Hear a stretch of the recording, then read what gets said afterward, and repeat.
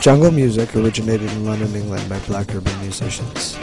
Jungle merges a synchronized hip-hop rhythm with dub reggae bass lines and sampled breakbeats. As with hardcore, sped-up samples of other records are also incorporated for rhythmic tracks, giving jungle a dense and complicated rhythmic bass. Drum and bass in jungle stand out as the most significant musical genre to emerge in the past 10 years. A hybrid of techno, happy hardcore, hip-hop, and reggae, the hyperactive style was bred in London, exploding in the summer of 1993. As house started to switch on to like breakbeat house to hip house, remember like all the days like Fast Eddie, Tyree, and all that shit. I started as a house DJ, most of us did. But then when it moved to the breakbeat, and then when it moved to the kind of jungle, there was just something about it, I can't even say it, was just a feeling that it gave you that was just right. Though largely a trance-progressive house company, Pleasure Force helped build the present jungle scene by bringing over the first UK junglers, way back in '92 when they booked the Roughage Crew Tour, comprising of Goldie, Freebase, Energy, Fantasy, and MC Reality.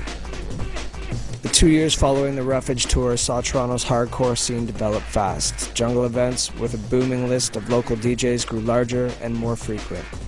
But without further visits from the UK, interest in jungle remained limited until newer companies Cyrus and Delirium took up the challenge. In May, Cyrus brought over leading London junglist Kenny Ken, an event that few will forget, and many credit for opening up the horizons of the Toronto jungle scene.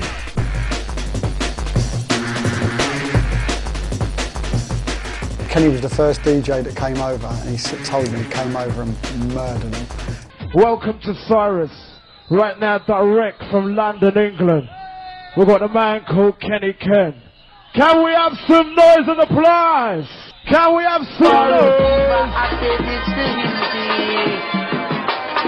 I need some volume on the microphone.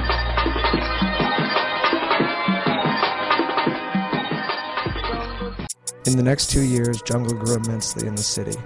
A population of young partygoers with a taste for the hard stuff and a history of visits from London's finest DJs had created a scene where the drum and bass ruled supreme. A month rarely went by without a visit from at least one, if not 5 headlining DJs from the UK. And when jungle wasn't a main ingredient, promoters were still forced by popular demand to include a jungle room or some jungle sets. And it was more of a house event, and drum and bass was kind of squeezed in on the bill, but boy, they went for it. By 1995, Toronto's position in the jungle scene was firmly established when a 4-page article in Mix Mag, a prominent magazine from the UK, proclaimed Toronto in Canada is now the planet's leading city of jungle outside of the UK. Citing drugs and fire code violations, by 1997 the powers that be had put the brakes on the Toronto rave scene, leaving it in shambles. A couple of years ago over here, when I was coming over here, I could tell it was the beginning, not of the beginning of the end, but it started to get harder. You couldn't just put on a party and people would show up. Because of such companies as Big Bud, Eximount, Future Sound, Divine, Loaded, and Roadblock, the Toronto jungle scene has found its niche, throwing down for smaller, more mature crowds in legal club venues, still holding the title for second home to drum and bass. The good thing about drum and bass, we always come out fighting the other side, you know what I'm saying? The scene's kind of reinvented itself over here. It's kind of gone from having the big parties and kind of gone back into the clubs and a little bit more underground, which I think is good in a way. It's healthy anyway, because people are really loving the music and feeling it, and going to the parties for the right reason, not just going there because there's thousands of people here and they want to be part of that. And every time I come down here, it's a wicked time. I'd say Toronto is the biggest scene outside the UK by miles, because people know how to represent all flavours here, do you know what I'm saying? They represent the beats proper. Without a doubt, Toronto in Canada's got the biggest drum and bass scene, and it's probably been going on the most, you know, the most amount of years.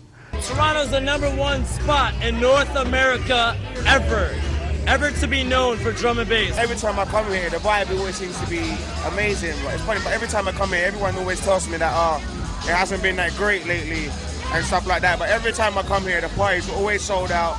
and it's always crazy. I still think it's second to none when it comes to the UK for drum and bass. And Canada and Toronto is so #1 for talent. With the best DJs, the best producers. Skilla man a mango, when I'm a banger, anger, when I'm a pranks a wanker. I don't want to boost the rooster goose like gander, but the travel back in the camper. See my title, do not tamper. When the first one you was in your pamper, running around with your grandpa, with a little picnic and an amper. Skilla the drunken master, song more greens than a rasta. Who want that Sebastian Bomba Clark? Man, I'm need a plaster. It's the MC with the answer. One twist the men that getting faster. Came with a venom, I spray, but I'm like, her. And that's it. Skibba, respect. All right, man. We'll see the show. All right, bro. Stay tuned for the show.